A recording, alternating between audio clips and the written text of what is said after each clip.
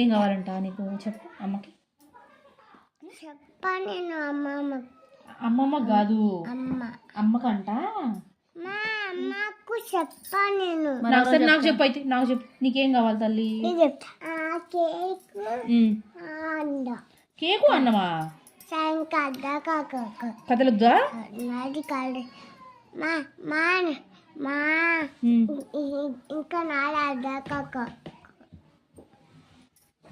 ఇంకా నాది ఇంకా నేను అడగొద్దా. సరే అడగండి. నేను చికెన్ కావాలా? చికెన్. ఇంకా నీకు గాయత్రి నీకు చికెన్ కావాలా మటన్ కావాలా? మొత్తం తింటా మొత్తం.